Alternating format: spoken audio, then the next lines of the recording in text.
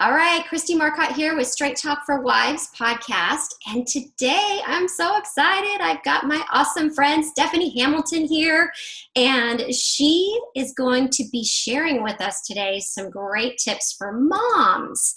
And so I am so excited about this. Hi, Stephanie. Hello, Christy. Thanks for Hey. having me. Woohoo! I know, it's so exciting. So tell me a little bit about yourself and how we met. How about that? Okay. All right. So my name is Stephanie Hamilton. I have two wonderful teenage boys that are gamers, PC gamers, Xbox gamers, any kind of device that they could get their hands on, they do. One is 15 and one is 12. And it's thoroughly enjoying. I enjoy raising my boys, and I love their passion for video games and Jesus. They love Jesus. I have a wonderful husband named Marshall Hamilton who loves leading his men's ministry at church. And we have a dog named Lincoln who's 7 years old and an old man, but he still brings us joy. So awesome. So how we met? Yeah. Oh, yeah, that's right. Sorry. No, that's okay. So what's fun about meeting Chrissy is one, I am from California originally, and she is too. So it's kind of fun that we kind of have that in common and fun things we can talk about back home about what we did and where we went to eat and all the fun places. So that's a lot of fun. And then also we went on a women's retreat and spent a lot of time together on the ride down and in the pouring rain. What? In the pouring rain. In the pouring rain, cold. But you know what? It was so much fun, and we enjoyed. I think the best part of that retreat was one, the teaching, and two, meeting you and hanging out with you. I agree. I agree. Meeting you and time with friends. That was fun too. That was the third part, but I really enjoyed that. We got to meet, and I really like the iron sharpens iron kind of idea. We feel like we sharpen each other, challenge each other, and push each other towards our dreams and what God's called us to, and that means a lot to me. So if you were to share like 3 tips for moms on how she could balance the time that her kids are spending on digital, gaming and online versus not, what would you say to the mom? Like, how could she balance better? What do you think? What are 3 things that you would share? Well, first, I want to share that gaming is not going away. Technology is here to stay. Throw that out. Yep. There is this one quote that I found really encouraging, was a quote from Carolane's TED Talk, Embracing Your Gamer Kid, which is probably going to be in the show notes. She says, according to the Entertainment Software Association, 2.5 billion people on this planet are gamers. So that's 1/3 of the entire human race. That's 2 gamers for each household. So it's pretty big. That's huge. I know my husband, he games. I mean, he's retired now, but he does. And so does my daughter. My young, she games too. So. Yeah. So it's a huge industry right now and a huge world. And so when I was studying for this podcast and some tips, I wanted to make them practical. I want them to make them middle of the road, because there's 2 camps. There's the never play games, or we play games, but we don't really know what our kids are doing type of thing, but they're having fun, So I'm more of the middle of the road. Like when my tips come, I want to make sure that they're practical, realistic, and still thinking of your kid and you in the process. So I read a great article about kind of balancing that. It's by Justine Kalma, and it'll be also in the show notes if you're interested, on how to balance this technology during this, crisis that we're going through in our world. Now, yeah. Okay. So number 1 is ask your kids genuinely what they are doing. What are they playing? What games do they play? Who are they talking to? What are they watching in YouTube? Who do they follow? Who do they subscribe? Why do they like them? Like, genuinely care. Not like you're interrogating them, because that makes them nervous. Right. But if you just ask and engage them. Say it again. Just getting into their world, like, Yeah, and they may laugh at you because you don't know, but try to get past that and say, okay, they think I'm pretty funny, but I'm still going to really try to understand and embrace where they're at. Okay. So number 2, so 1 is ask, just ask genuinely. 2, pay attention to their behavior changes in the way they communicate and change their personalities, like becoming more withdrawn, irritable, if they're sleeping more or arguing more. And this comes from Justine Calma.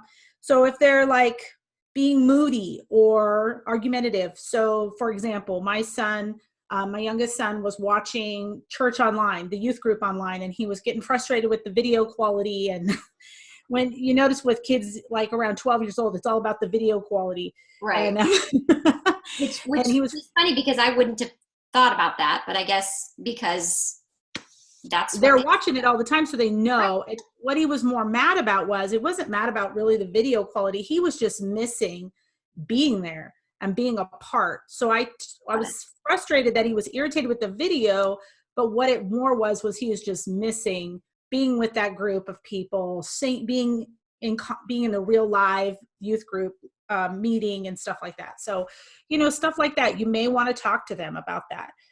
And so 1, ask. 2, pay attention. Oh, okay. So this was one thing I was thinking about, and I did this today with the pay attention. Yeah.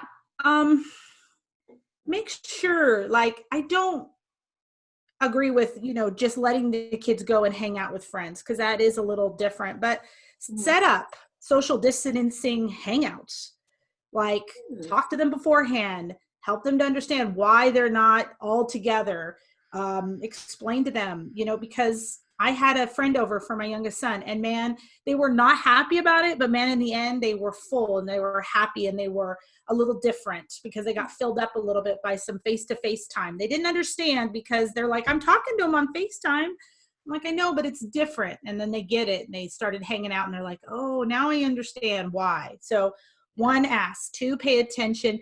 3, don't cut them off. Don't cut them off with that screen time. Make sure that you're breaking it up, giving opportunities to connect with the family. Maybe let them play for 2 hours, but then bring them back and have dinner with the family and play some games or watch a TV show together. Make sure they're having just the breakup, because they get bored, but they don't know how to stop. They'll watch for hours, but they'll still be like, but I'm bored. Well, then stop. Well, no, I want to watch some more.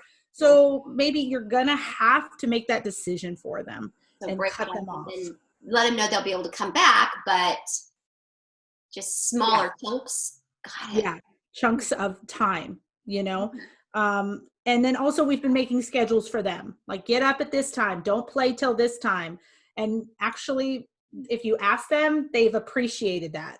Like, hey mom, I'm glad that you don't let me play games until 1 o'clock because I get bored and I don't know what else to do. I'm like, well, see, so they're just like, teens are just like big kids. You still have to put boundaries and you still have to set guidelines because they don't know how to do it themselves. And we think they do, but they still don't. That's awesome. Awesome. So I'm actually thinking in my mind as you're telling me this, because my daughter who's here is doing all online classes now, and she's gaming a lot and she's on her phone a lot. Usually it's shopping, but she's definitely, it's a lot of information that I can actually use. So if there's like a verse, what's one verse that you might share with moms that might help them right now with all of this going on and just trying to balance? Yeah. Well, the one I have is that's helping moms, helps me right now. It's Proverbs 3:5. Trust in the Lord with all your heart and do not lean on your own understanding. So like, your kids belong to God. You lay them at their feet and you say, thank you, God, for giving them, but here are they back. Just like, Samuel, where his mother gave him up and put him in the temple. So you're giving up, you're like, Lord, this is my kid. You write their story, because he is ultimately going to write their story. I'm not going to write their story. So I have to kind of let them go in a sense and trust God and not lean on all the things I think I know all the time. I know it's hard to trust. We want to fix it and manipulate it and, shape them ourselves. And there's like a point in time when it's like, we're a consultant. You're Turn into a consultant instead of, able to control everything. You're at that spot, so that's Yeah, it. yeah. That makes it different. So this is so awesome. So if moms want more, to get more information, where would they go? How can they find out more about you, your ministry, and your help for moms? Okay. So right now I'm doing a podcast called Rise Above, #Rise Above Podcast. And you could find me. I have a podcast on Spotify, Google, and Apple. And I also have a website, stephanielhamilton.com, where you can find where I'm writing. The gaming aspect of it I'm still working on something in the background, but hopefully we'll have something soon that we can start. I can start opening up and sharing with you all, because I really have a passion for moms. Yeah. Yeah.